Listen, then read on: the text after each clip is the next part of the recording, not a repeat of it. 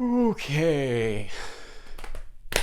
Hello, everyone. One of the reasons I started this channel actually is to be able to talk about the things that I love.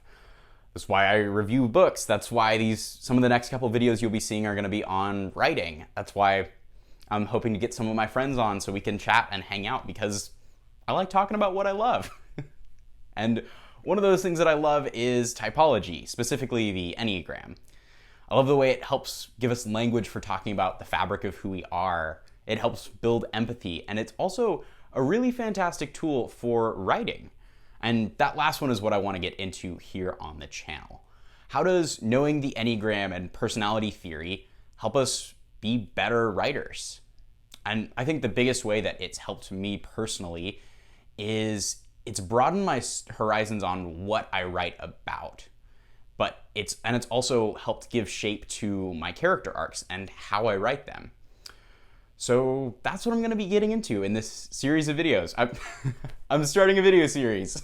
It's called The Enneagram and Writing, and in each video, I'm going to focus on one of the 9 Enneagram types. I'll go through and explain what the type is, their motivations, what they do in security and stress, and then kind of get into what they feel like they need. But then I'm gonna kind of flip that on its head and go into writing. I'm gonna go through examples of how these types have been used in fiction and how I think they can and should be used, how that interacts with dynamics, character archetypes, tropes, and all of that good stuff. So it's kind of a 2-for-1. Get a little personality theory and then a little bit of writing theory. And at this point, if you're unfamiliar with typology, you're probably wondering, what even is the Enneagram? The Enneagram is a 9-point figure, with each point representing a human character structure or personality type.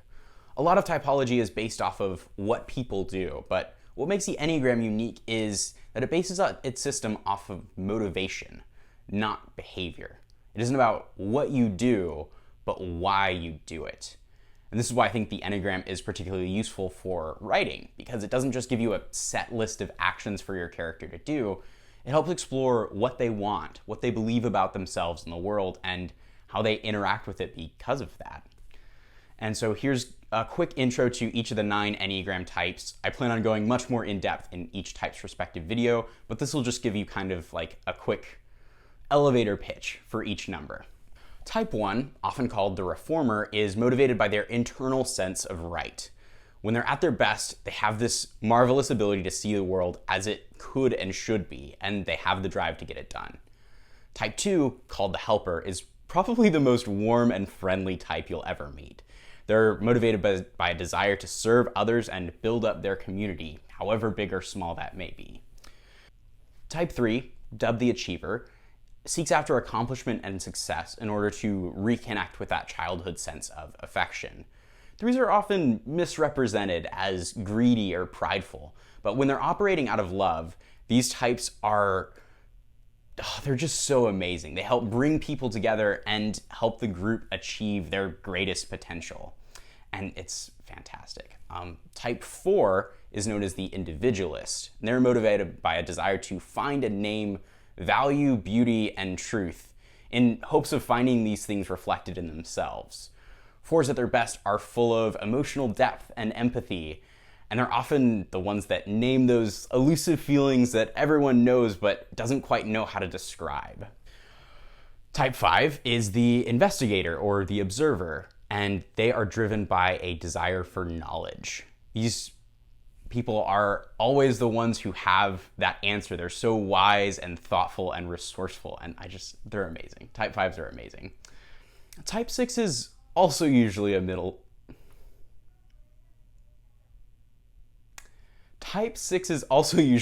misunderstood.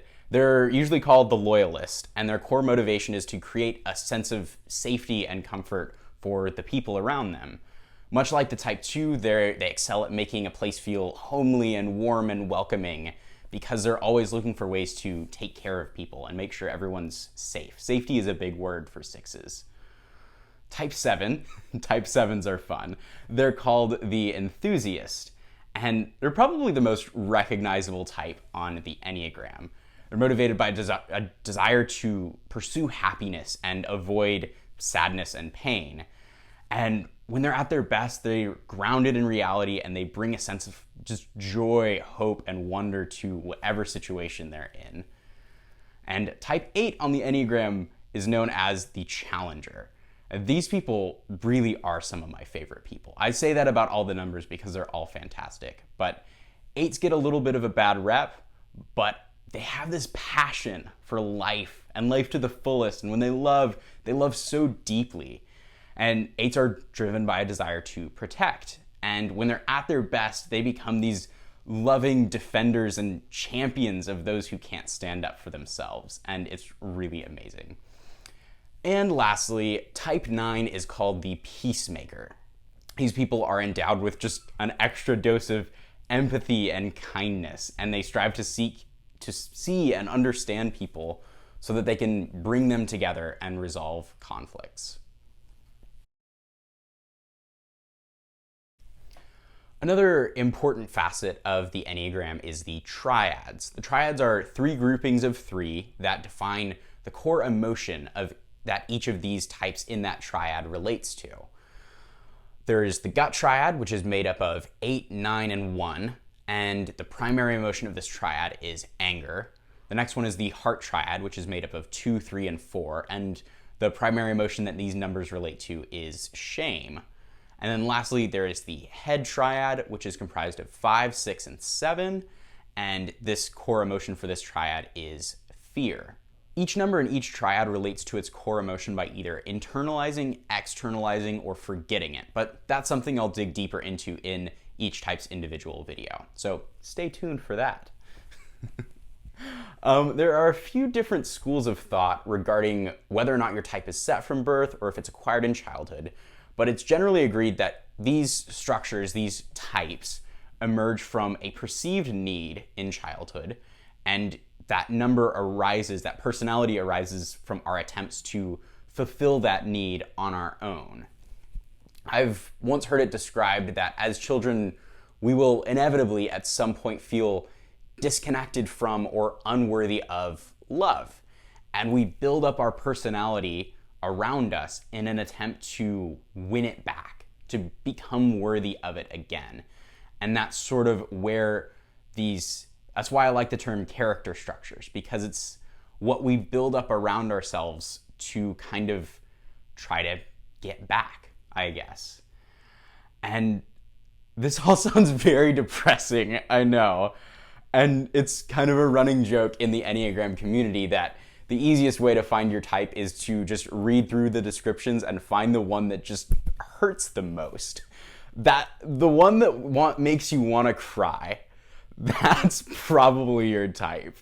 But there's a flip side to it. There's a flip side as well, because an integral part about the Enneagram is being honest about yourself and what you feel like you need and what you feel like you've lost. But learning to grow, accepting grace, and starting to walk that journey to wholeness is a huge part of what this system is about. There's honestly a lot of power in being able to admit where you've been hurt, because it helps you empathize with others and wake up to your own bad habits, really. Because the Enneagram also delves into what people can do at their best. The Enneagram goes really deep into, this is where you feel hurt, this is where you go when you're at your worst. And it's sometimes a little hard to watch, but it also goes, look how this can be redeemed. And look what these people can do at their best when you're aware and you're working towards that goal. And I think that it's that duality and here is where you can go and here's how to grow that I think is really important and really, really cool. And speaking of growth and stress and being healthy and unhealthy, that is also where disintegration and integration comes in. I'm sure everyone knows that we act differently when we're stressed out as opposed to when we're feeling comfortable. That's common knowledge. And in Enneagram theory, we go a little deeper into that and explain what these types look like in those states of stress and security. We call those integration when you're feeling secure and in a safe place, and disintegration when you're stressed and not doing well. And each number will take on the negative or positive traits of a different number on the Enneagram when they're stressed or not. This this probably makes no sense, and I'm sorry, I'll give you an example in a minute. On the Enneagram figure, which I will have put up over here, you can see there are those little arrows inside the figure, right? You've got the circle around the edge and then all the little arrows that kind of makes it look like a Roman arch or whatever. So those arrows are the integration and disintegration lines. Paths of integration, I think they're called. There's a lot of different names for things. That's one of the things you'll find in studying the Enneagram, is everyone has a different idea on what these should be called. But anyway, those lines indicate where our types go in stress or security. And so the arrow pointing away from the number indicates where you go in disintegration, and the arrow pointing towards the number is where you go in integration. And I'll go into an example. So I'm a type 4. I identify as a type 4 on the Enneagram. And when I get stressed out, I disintegrate to or take on the negative qualities of the type 2, which looks like me trying to help everybody else in an attempt to have my own needs met. Sort of calling in favors, I guess. And however, when I'm feeling secure, I start to take on the traits of a healthy 1. I become more driven, I become more focused, and I'm able to kind of recognize and acknowledge my emotions, but not be ruled by them. And it's really interesting to watch that dynamic, because this reaction is sort of like how our bodies react to infection. The symptoms, what we see of like, I have a fever, I have a runny nose, oh, this means I'm sick, is actually what our bodies are doing to fight off the infection that's already inside us. And so, like say with disintegration, when fours feel this need to be understood, to be recognized and acknowledged, and so when they feel that need so strongly, disintegrating to type 2, where they're more outwardly focused and are interacting with people, helps get that need met. It's our bodies, our personalities trying to heal. And I think that's really fascinating. It's the same thing for integration. I just don't have a cool metaphor for it. However, it is worth noting that integration and disintegration is not the same thing as being healthy or unhealthy. Each individual type looks different when they're healthy and when they're not healthy. But stress and security isn't really a part of that. You can be healthy and still be disintegrating, or you can be unhealthy and still integrate. Stress and security are situational, but health is not.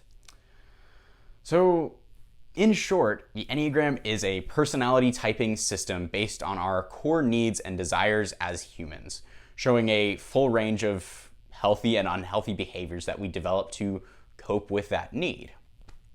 Sound familiar? It probably does, right? And if it is, it's because the Enneagram has a lot in common with character arcs. They both describe motivations and desires. They both show how these desires can work themselves out in constructive or destructive ways. And they're both pointing towards growth and deeper understanding. The Enneagram is almost like character arcs for people. Don't quote me on that, but I'm guessing you see my point. Either way, knowing the system has really helped me craft deeper characters and explore different possibilities in my writing. And I think the topic of typology is really worth discussing, like typology and writing and how those two interact and intersect. I think it's really cool. So if you want to study more of the Enneagram, there is much internet research to be had. But the two resources that I've found most helpful have been The Road Back to You, which I'll put up over here. It's a book by Ian Cron, and then the Sleeping at Last podcast, where you can find 9 episodes devoted to these musical pieces that Sleeping at Last has created that were crafted around the 9 types. And they're just really thoughtful and empathetic, and listening to them has really enriched my understanding of each type. And the music is also beautiful. I was sobbing to his song 4 the first time I listened to it. It's just, he's really good at what he does. And in each podcast episode, they also go through an explanation of type and talk to experts. I'm not an expert. I don't have any with me, but those are some really good resources to check out. Oh, there we have it. I started a video series. Here we go. I'm gonna start with type 1 and work my way around in number order. I don't know, but it's gonna be really, really fun. I hope you'll tune in and like, subscribe, leave a comment if you can, and I look forward to seeing you in the next video. Come listen to me ramble about the type 1, the reformer, and I'll see you then.